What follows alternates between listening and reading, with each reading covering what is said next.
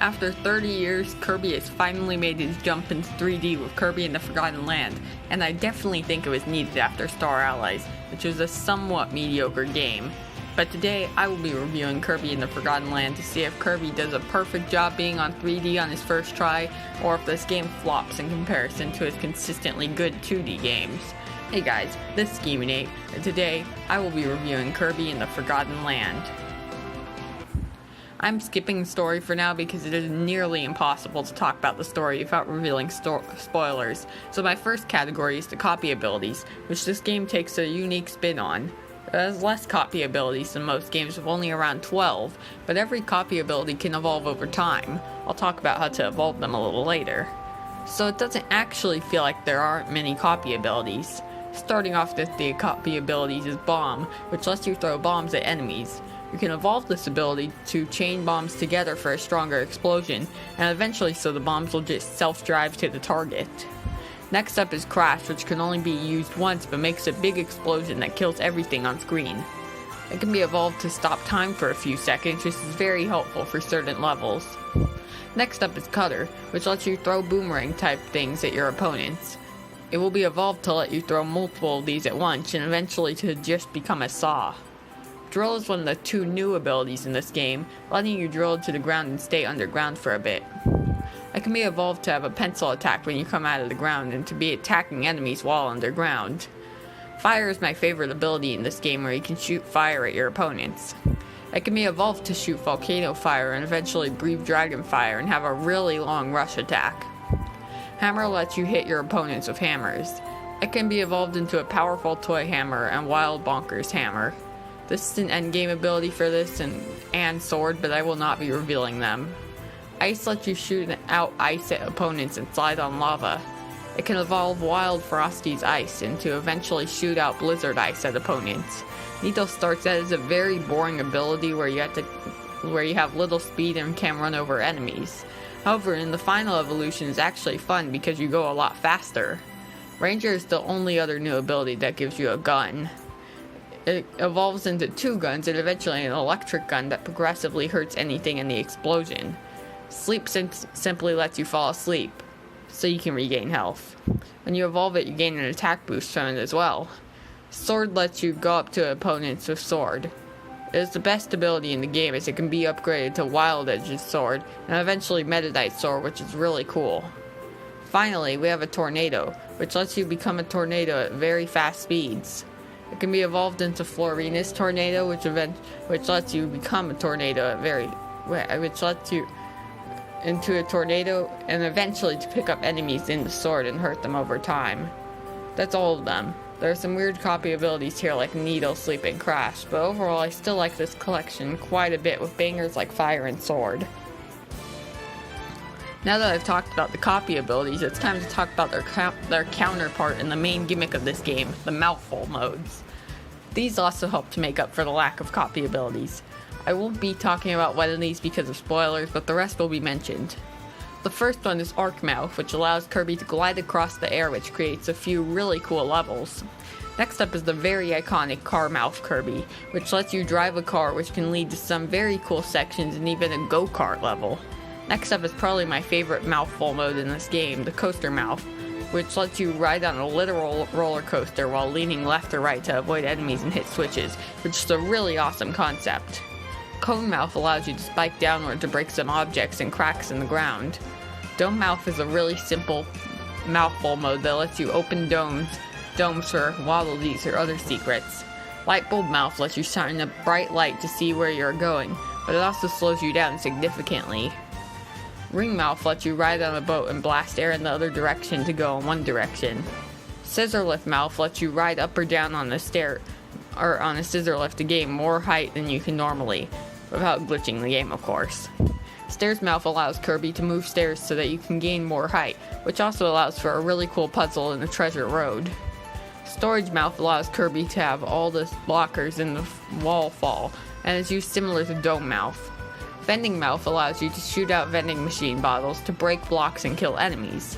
Water Balloon Mouth is last, which allows you to shoot out water, which helps destroy the robots in one Daria Remains, as well as cleaning off mud. That's all the mouthfuls in this game except for one. Overall, I really like these and they add a lot to the game, and even the more boring ones like Dome Mouth I don't mind because they are still pretty useful. Starting off the worlds in this game, Natural Plains is the typical beginning grass world. Point of arrival as well as downtown grassland introduce you to a lot of the basic copy abilities and mouthful modes of this game. Another thing I should mention is that downtown grassland introduces one of my favorite parts of this game, the Waddle Dees. There are between 9 and 11 of these per level, or 7 if it is a boss stage, and they are one of my favorite achievement systems in any game ever. Basically, there are 3 Waddle Dees you can get for completing the level, between 3 and 5 Waddle Dees hidden across the stage that you can find, and 3 that can be collected from doing certain things. These achievements can range from finding a hidden room, making tulips bloom, or defeating a boss fight without taking any damage. These Waddle Dees add so much replay value to these levels. The game tells you what an achievement you missed is, if there are any, so replaying these levels looking for new achievements felt really fun, and it felt like I was playing a completely different level every time, even though I was just replaying the level I just played. Anyways, through the tunnel is set in, well, a tunnel, and it introduces you to fire, allowing you to light up lanterns, and even light up ropes leading to a cannon to launch you into a completely different part of the level. Rocky Rollin' Road is a level with a lot of boulders trying to run you over. Speaking of running things over, the car is also used in this level, and one of the achievements is to not fall off while using the car, which can be hard because the paths here are very narrow. Hands down, one of the best levels in this world is a trip to a Live Old Mall, which, wow, what is it with Nintendo and amazing mall levels? This level has puzzles, an invincible candy rush, and the introduction to the ice ability, all capped off by the fact that you are literally in a mall. Anyways, the Brawl at the Mall is a boss level of this world where you face off against Goromando, which is an ape that is strong, but is also pretty slowed, so it isn't too hard to defeat him. Overall, I like this world quite a bit for an opening world. Next up is Everbay Coast. This world's first level is Abandoned Beach, which this level made me so happy for one reason and one reason only. There are no underwater levels in this game. Thank God. This makes the world infinitely better than it would be otherwise. Other than that, this level's fine. Concrete Isles introduces you to the drill ability with an interesting level where you have to collect crystal shards. Haha, get it, I'm funny. To collect a hidden Waddle Dee. Scale the Cement Summit is probably my favorite level in this world. It starts off pretty normally, with you having to climb a tower. But this level has the first Arc Mouth section in this game. This mouthful mode surprised me at how fun it was, and overall it's probably my third favorite under car and coaster mouths. Fast Flowing Waterworks is a fun level where you float on rushing water and try not to get sucked into a whirlpool. In the Tropical Terror, we find this game's variant of Wispy Woods, Tropic Woods, or in other words, Alolan Wispy. The fight itself is pretty easy though, even though it took me quite a while to defeat it without taking damage. I like this world a lot, given that it could have easily been another water world. Next up is possibly my favorite world in the entire game, Daria Remains, which is based off of an abandoned amusement park. Casually starting off with my favorite level in the entire game, we have Welcome to Daria, which starts off by giving you a great view of the entire theme park as well as giving you a fun mission to bring ducklings back to their mother. But this level also introduces you to 2 mouthful modes. The one I care less about is the water balloon mouth, which I like how it appears at the end of the level, as it introduces you to the robots and then shows you how to defeat them afterwards. But my favorite mouthful mode in this game, the Coaster Mouth, is also in this level. And this roller coaster section was one of my favorite sections in the entire game. In theory, it is a pretty basic idea, but it is just really fun to avoid the obstacles and hit switches while on a roller coaster. Anyways, let's move on to my second favorite level in this game. Circuit Speedway is a level that has 2 completely different and unique go-kart races that almost feel like Mario Kart tracks, and I just feel like this is a really fun and unique way to use the car mouth ability. Also, it is really cool how many shortcuts they hit on the second course. I don't really know how to feel about the invasion of the House of Horrors, because even though it is a really cool level, it is very slow-paced, introducing you to the light bulb mouth, so it really isn't that fun to play after your first time being the level. I still like this level though. The The Daria Dream Parade is good, mostly expanding upon the non-roller coaster part of Welcome to Daria, so it's a pretty solid level. Danger Under the Big Top has you fighting Clawrine, which has some lore later on in the game, but for now it's a pretty simple fight. This world is absolutely amazing, having 5 levels that I really enjoy. Next up is Winterhorns. This world starts off with Northeast Trot Street, which I will hold back from talking about the song until the music section, but let me just say this music is easily the highlight of this level, and honestly the entire world. The level itself is cool, and I like the stair part, but I don't think about the levels much because the song is so good.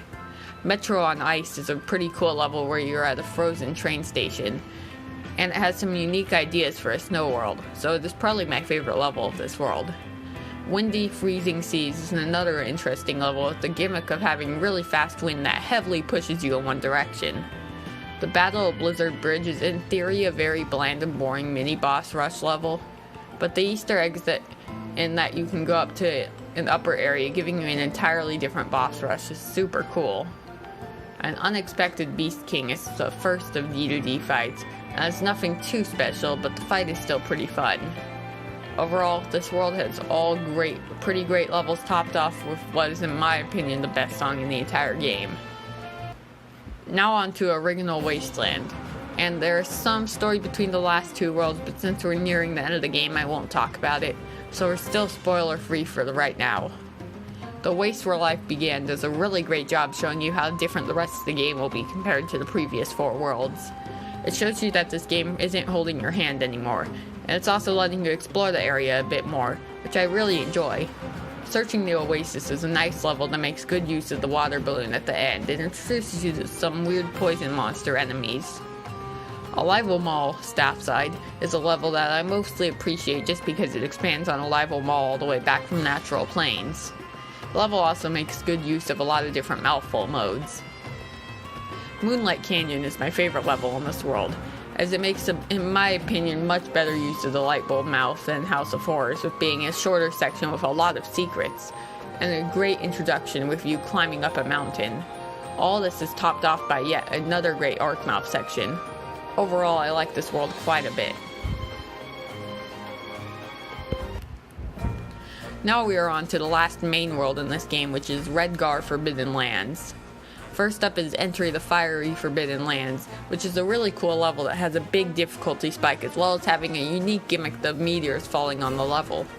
Conquer the Inferno Road is a cool level that makes really good use of ice, making you slide across the lava section. Burning Churning Power Plant is a very unique level with a lot of crushers trying to kill you.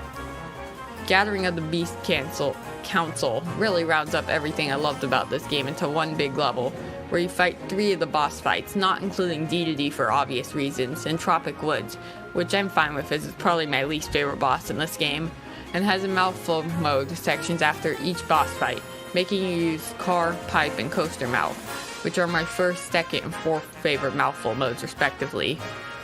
The Beast Pack's Final Stand is, in my opinion, a weaker version of the level we just looked at, having less interesting pack battles with less interesting mouthful modes, but it's still a really fun level.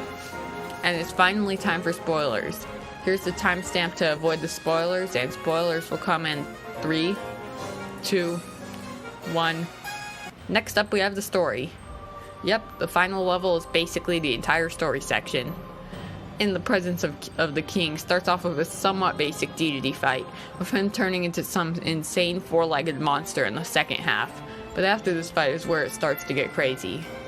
D2D saves a Waddle Dee that tripped, and the next thing you know you're in an elevator. And here we are Now the most terrifying words I have ever heard in my entire life. But anyways, you hear a voice recording, saying that the Waddle Dees are captured to help power the area. You hear about how the ultimate life form is staying here and that only half of it is truly there. You eventually learn that Elfilin is the other half, or the good side of this monster. Anyways, Leongar, the leader of the Beast Pack, fights you to stop you from saving Elfilin. The first half of this fight is simple enough, but in the second half he turns into a clearly possessed monster. You can even tell that every time he attacks it's hurting him. See, the Beast Pack are actually good beings, they just were possessed this entire time. After you defeat Redgar, you save Elfilin, but Fecto Forgo finally awakens and turns some sort of weird, disgusting monster thing. This is a chasing boss fight, and it's honestly pretty easy. But after this, Fecto Forgo captures Elfilis again, and now the two halves are finally connected. So now you have to have the actual final boss fight, Fecto Elfilis, or in other words, the ultimate life form. This is definitely the hardest fight in this game so far, but as of right now, it's still nothing too hard. After being defeated, Fecto Elfilis tries to pull Planet Popstar, Kirby's homeworld, into this planet. To stop this, Kirby mouthful modes a truck and jumps across platforms, floating in the air to hit Fecto Elfilis and kill it once and for all. Yeah, the ending sequence is really easy. Then Elfilis sacrifices itself to save this collision from happening, but as it turns out, it's completely fine. And then the credits played. Yeah, this was an insane sequence. Next up, I'm going to be talking about the Forgo Dreams. So basically, one level consists of weirder versions of segments from a certain world. For example, the first level is Natural Plains. Their goal is to collect all of roughly 50 of the pieces of Leon's soul. I don't really need to go over every level individually because I already went through each of the main levels, which are just mostly recycled here. However, the bosses are a decent amount harder here, which is appreciated. They are called the Phantom Bosses. Once you collect all of Leon's soul pieces, you will gain access to the Forgo Land, where you will face Forgo Leon yet again. And once his soul is returned to him, you'll fight against the one and only Morpho Knight, which is an awesome fight, by the way. But the part I really care about is the Morpho Knight Sword, which is an absolutely insanely empowered overability. Next up, I'm going to talk about everything you can do in Waddle Dee Town. This is your hub world. This is your hub world where you can do a lot of basic things, such as buying capsules, healing, buying food, watching cutscenes, getting presents, buying upgrades, upgrading weapons, and listening to the game's soundtrack. But there are a few minigames here that I will go over now. You can play a fast food based minigame where you can give the Waddle Dees their food as quickly as you can before they get angry at you. You can also play Tilt and Roll Kirby, which is a reference to Kirby Tilt and Tumble out of all games.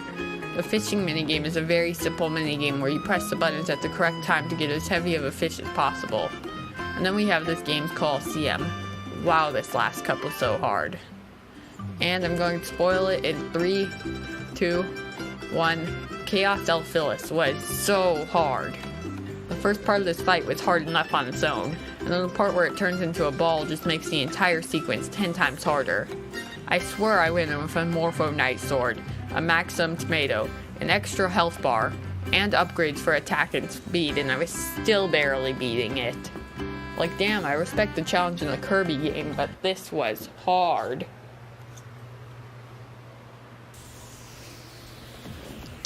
Next up, I'm going to be talking about Treasure Roads. These are short obstacle courses that give you rare stones, which is needed to get upgrades. These treasure roads are with a specific copy ability or mouthful mode. For example, pencil drill treasure or a light bulb mouth treasure. Oh, and by the way, did I forget to mention there's a whopping 57 of these? Yeah, that's almost double the amount of normal levels in this game. They always do a good job showing you a specific gimmick for that copy ability or mouthful mode. For example, Volcano Fire Treasure is about lighting up ropes and getting into the cannons on time to move on. Overall, these are really fun ways for you to learn everything there is about a copy ability. Next up, I'm going to talk about the visuals. And while I was never absolutely stunned by these like most people, I have to admit they are very good. Considering that this is a Kirby game and is supposed to be a cartoony art style, this is close to perfect. Everbay Coast looks very good in this game, as I think the water textures in this game are very good. The visuals do a close to perfect job mixing the abandoned planet vibes with the happy cartoon Kirby style. And honestly, given that no Kirby games are going to become realistic looking, I don't see too many ways how they can improve on this game's visuals. Overall, I am very impressed with the graphics of this game, and I'm surprised and I'm excited to see what's next for Kirby's visuals.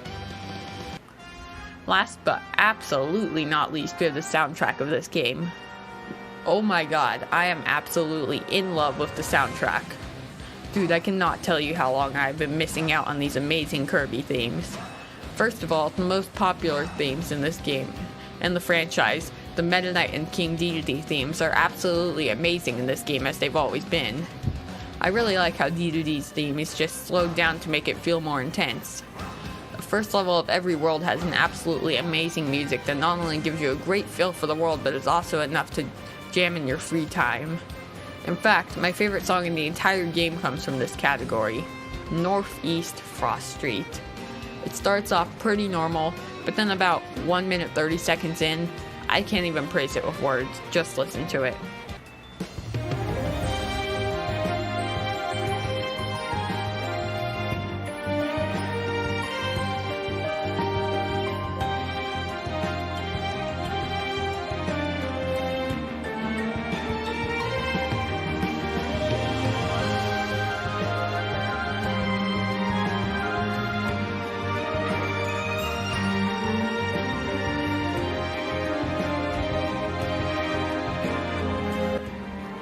This, just wow. This was one of the best parts of any video game's OST ever. Not only does it do a wonderful job summarizing this world and the game in general, it goes beyond that and makes this music genuinely one of the main things to look forward to when playing levels past this point, and that's saying a lot given how good the level design in this game is. I have one single criticism about the entire soundtrack of this game, and it's not even calling any of the songs bad. And that single criticism is that the first theme in this game, Running Through the New World, is overused a bit in my opinion. But besides that, the soundtrack is close to perfect. Wow, I have a lot to say about this game. So basically I've said that I absolutely love the following things about this game. The copy abilities, the mouthful modes, the levels, Waddle Dee Town, the visuals, and the soundtrack. Literally everything I covered in this video. So what is my final rating of this game? This game easily accomplishes the hard task of getting 10 out of 10 stars. For the record, there are only 5 games I can think of in existence, including this one, that I would give 10 out of 10 stars. This game has only been out for around a month and a half, and it's already my second favorite Switch game, and my favorite game that's come out in the past 4 years. If you haven't played this game yet, I cannot recommend it enough. There was genuinely not a single point in this game where I got bored or angry. I'm very interested to see where the franchise goes after this, as they literally got close to perfecting the series on their first attempt. I'll even say that I think that the game came out at the right time in my life. It could have become my favorite game of all time. Anyways, I'll leave it at that and give you guys some time to actually buy the game. So anyways guys, this video is going to be done. Like, subscribe, and turn on notifications. Bye bye.